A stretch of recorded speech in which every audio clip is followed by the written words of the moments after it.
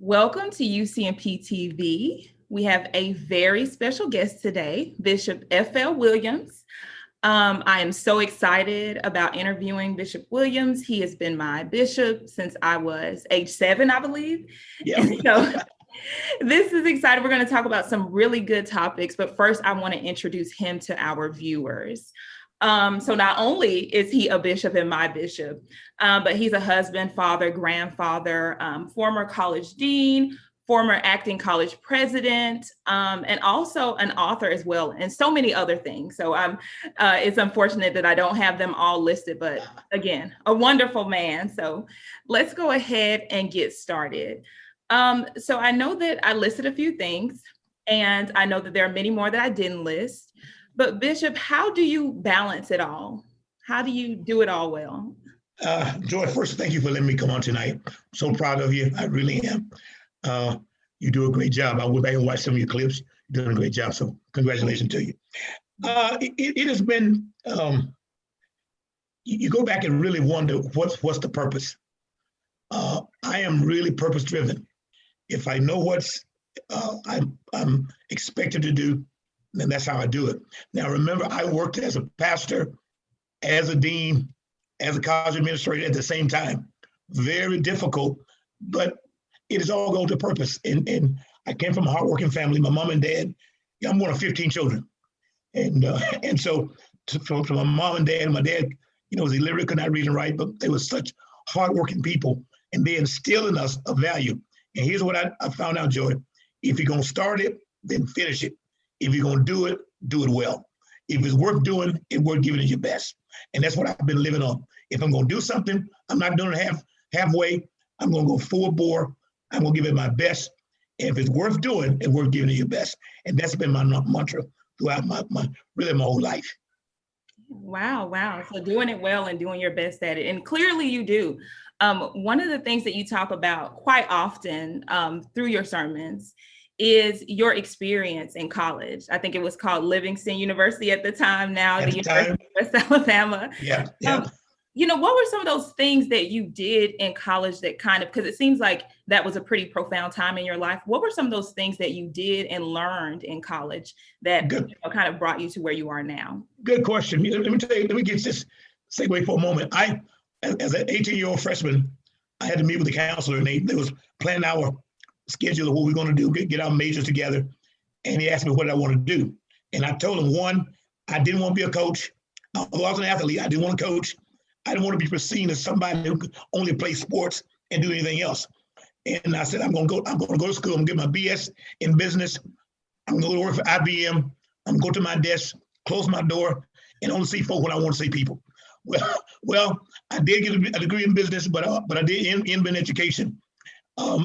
College taught me, it made me who I am. With my mother and father's teaching, it really, at the University of West Alabama, now Lives University at the time, my supervisor was James P. Homer, former college athlete at the University of Alabama, played pro basketball for a season. He took me on his wings and made me one of his mentees, and he taught me how to deal with people.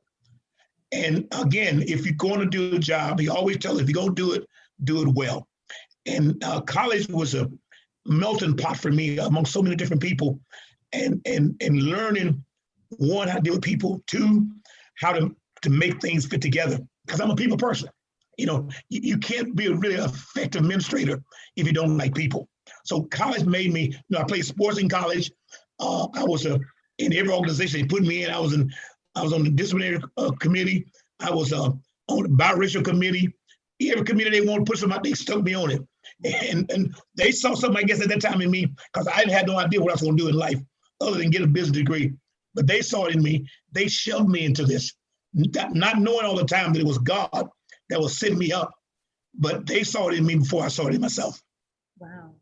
It stands out to me that you kind of volunteered for certain committees, like it's actually something that you pushed yourself to do. And I think that that's something notable for current college students, like get involved. This stuff just doesn't happen when you get, further on in life. Like the skills that you learn there are what you take on, to your actual career. So that it is, Joy. When I came to apply for the job here in Selma at Wallace Community College, they asked me, by the way, I was a director of housing and lived in, when I graduated, they gave me a job.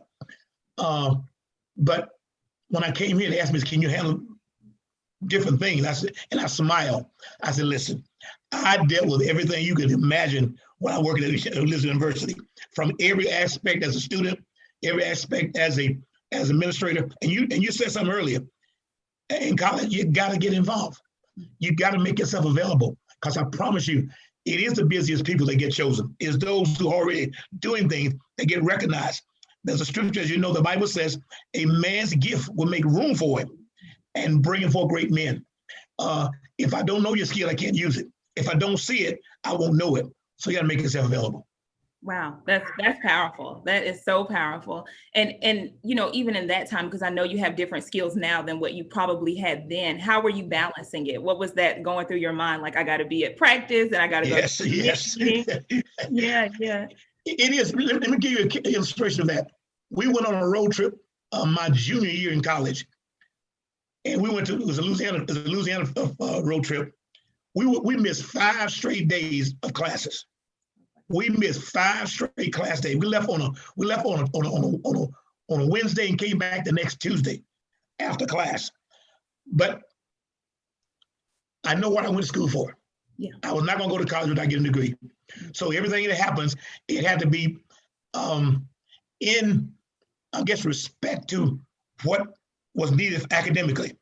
I had sports. That's what I went. I played basketball there, but I also had to get my homework and stuff. And so I made sure that the work was done before the play kicked in, because if there wasn't no work, there'll be no play. And so I wanted to be. And I enjoy college. I'm a frat rat. I played fraternity in my junior year. I'm a Kappa man for life.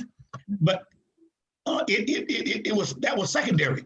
My main focus, Joey, was I was going to get a degree. I was going to go to school. I was going to graduate in 4 years. I wasn't going to summer school. I wasn't going to be there 5 years to get a 4. And I did. I graduated in 4 years and then went to summer school. So it's why I went there. I went to get a degree. Wow. And fun was just a extracurricular activity. But it was me getting a degree was the main thing I had to do. You can definitely say that again. I think that a lot of people miss that. They're thinking about the fun and what can I do? Yes. What can I be involved in? And then you get the grades, Absolutely. Absolutely. Yeah. And I tell them this way. I said, listen, if you can do high school work, you can do college. For sure. And I stress that. I'm a counselor as well. And I tell students, listen, I said in college, high school, you have 7, 8 classes a day. Mm-hmm. I said in college, you may have 3 at the most a day. You can't do that. And I always tell them it's priority. You prioritize what you do. Don't forget why you went there. You went to school to get a degree. Have fun after. Oh, I have fun in college. Don't get me wrong. I enjoyed my 4 years. Matter of fact, I thought the best 4 years of my life. But it was after I had made provision to do the work, and that's the truth. That's the truth. I made sure I didn't put my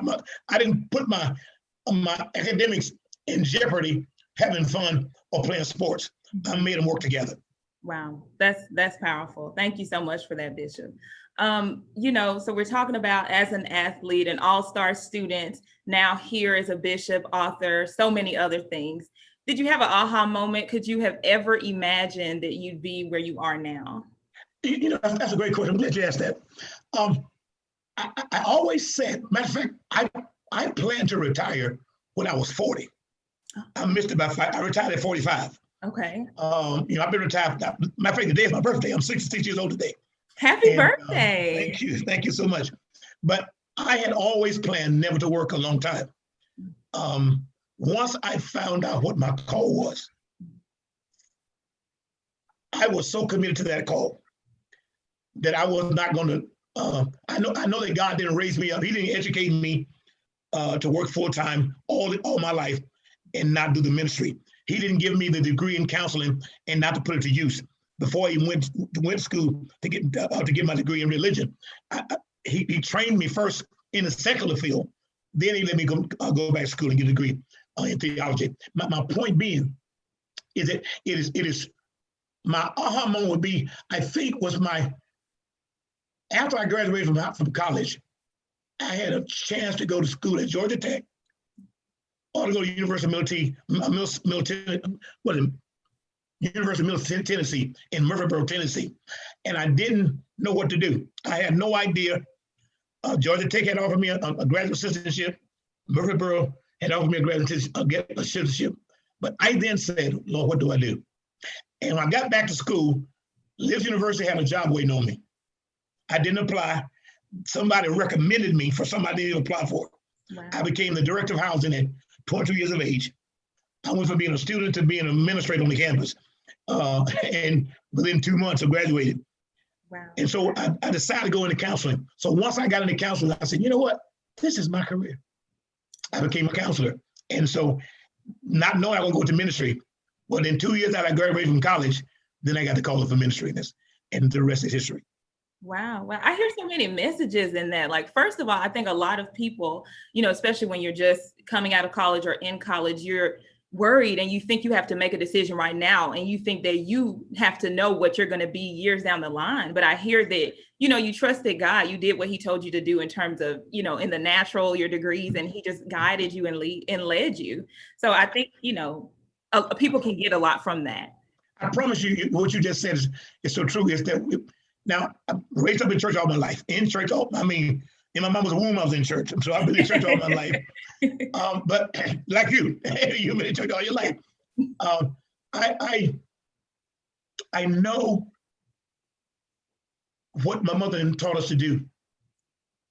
God directed my path. I didn't know he was doing it.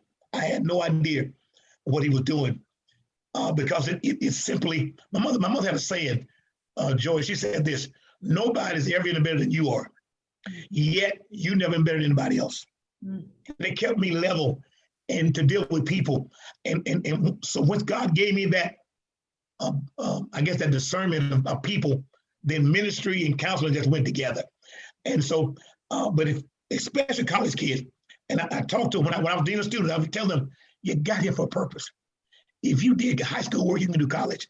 Just don't forget your purpose. It is purpose that drives us. It is purpose that keeps us.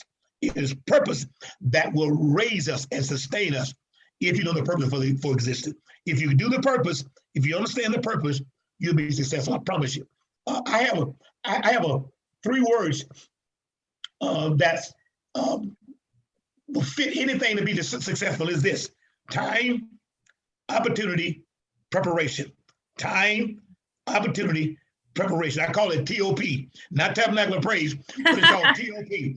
It's called time, opportunity, and preparation. And God is going to give you 2 of those. He's going to give you time. He's going to give you opportunity. And the only thing you got to do is give the P, which is preparation. Wow.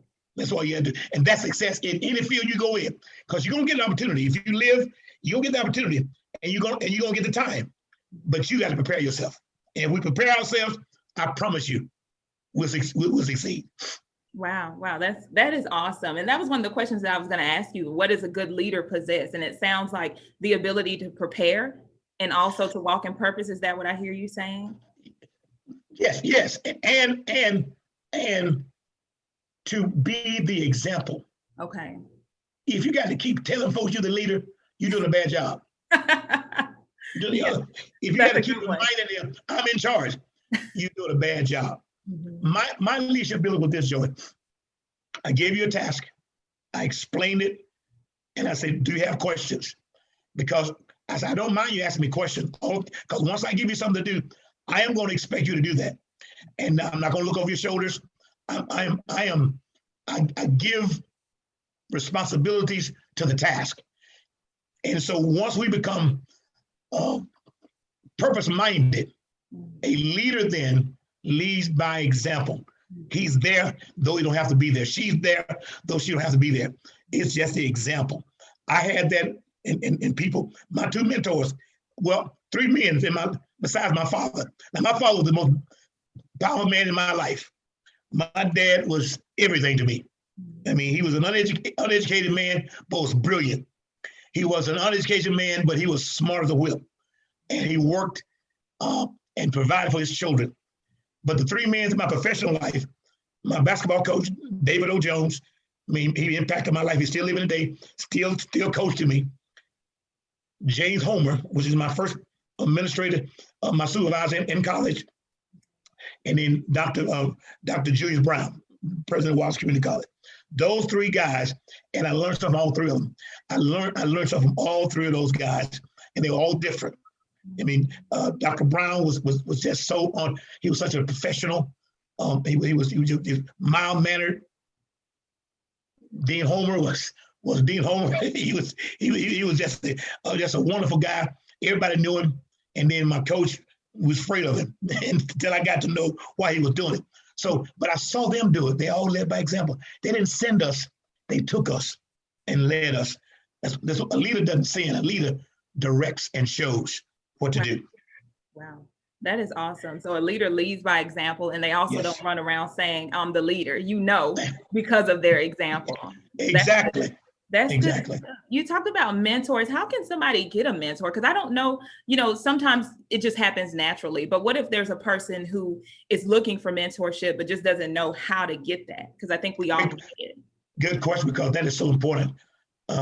Mentors are so important and so valuable. I mean, one of the things you can do is, depending on what setting you're in. If it's in high school, then it could be the coach or teacher, whatever it is. It's depending on relationships.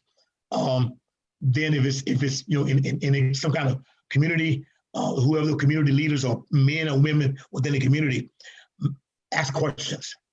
Ask questions. And once you see, it's just like gravitating to people. You've had your favorite teacher. We all had our favorite teacher. And there's a reason why there's our favorite teacher. There's a reason why we gravitated to them, is based upon how they were present themselves to us. Make yourself available. Again, make yourself available. Ask questions. You can't go where you've never been. You can't go where you've never been. Communication is the vehicle that moves relationships. Communication is the vehicle that moves relationship. If you don't communicate, you're not going to move. You're going to be stagnant. So ask questions. Ask questions of people and let them know I have a question. And just by starting to communicate, the line of communication will facilitate relationships. It really will. So that's the best thing I can say. Awesome. So what I'm hearing is, if you're already feeling that you're gravitating towards someone, act on that, because there's a reason why. Yes, and then also communicate, ask, exactly. And I think then that person will start to feel that mentor role. They'll probably actually feel good that you're asking them questions, and they'll realize that there's a need there. So, are you a counselor? I have a degree in rehabilitation counseling, yes. I really want to say, because you use reflective techniques on me. You said, so you really mean. That's why I said that. That's great. Yes. So, Bishop, what motivates you to keep going? Like, how, you're balancing a lot. Wow, that's a good question. That's a great question, Joe. People, success, not mine. There's nothing that moves me more for me to see a light come on somebody's. Wow. And say they got it. I'm driven by success of others. Any motive of success I've achieved is irrelevant. What moves me is to see people be successful. I used to tell my students all the time, I don't care if you never tell me thank you. I don't care if you never tell me good job. All I want to see you do is walk across that stage. Wow. That's all the things I need. So I'm motivated by the success of other people, to see them achieve. I love what I do. I mean, I love teaching. And now pastoring, I pray about that, but teaching and preaching, I love it. Because pastoring is a difficult job, but teaching and preaching, I've been called to do that. And so my joy is to see that light come on in people's eyes, to see that student says, and I've had so many come to me, tell me, thank you for what you did for me. And I don't even remember that. I don't remember that. They say, you told me this or you did that. I've had folks inbox me. I've had guys inbox me that went to Wallace when I was at Wallace, dealing with students there. And they said, Dean, do you remember me? I said, no. He said, you told me this, da, da, da, da. He said, I just want to thank you. And they've done it over and over again. My greatest sense of achievement is to see other people succeed. And that's the truth. Wow. And it's like, and there's so many people who look up to you and just who, just have a love for you. And it's because it's so natural. And this is, you're not trying to put on, like, this is you. No, like, this is what you love to do. Yeah. This is who I am. Again, I came from I had just the most wonderful parents on the planet. We grew up poor. very poor. We didn't know it was poor. We just thought that's what life was. Mhm. And when I went off to college, I was so grounded in what they had taught me. Now, again, did I have fun? Oh, yes, I had a lot of fun. But I was grounded in what they had taught me, and things they taught that I thought I could get away from, it wouldn't leave me. So I know if we train them right, they may stray, but they won't go away. They may stray, but they're not going away. They're coming back. And so just be yourself. I never had to worry about what I said to you versus what I said to somebody else. Because if I tell you both the same thing, I don't have to make anything up. That's how I try to live. That's huge, Bishop. Thank you. There's so many different tools in each question. I appreciate it. And I think the viewers will as well. Thank you. This is something I ask everybody, which may be difficult for you as a bishop, but what is your favorite quote or Bible verse, the one that just drives you? Oh, this is not even hard to think about it. My brother, who's a bishop in Chicago, apostle in Chicago, you've seen him, he used to come down from Chicago. You know, when I went off to college as an 18-year-old freshman, he says, Effell, he said, I want you to put this verse to memory, and you say this. And at the time, I didn't know it. It was Proverbs 3, verse 5 and 6. Trust in the Lord all your heart. Yeah. Lean not to your own understanding. In all thy ways acknowledge him. He'll direct your path. Joy, I went to college on that. I went to school on that. And I'm telling you, I can say it in my sleep because I use it all the time. I tell kids, you got a surefire way of succeeding. I said, God has given you a surefire way of succeeding. And that is acknowledge him in everything you do. He'll direct your path. Wow. As a first quarter freshman, and we had quarters back then, not semesters. I started reading, and this is a funny thing. I started reading the Bible every night and never went to sleep. Never went to sleep till I read the Bible at least 2 or 3 chapters every night. My roommate, who wasn't reading at the time, began to do the same thing. And if I would lay down and forget to read, he said, "Roommate, wake up, man! You haven't read your Bible yet."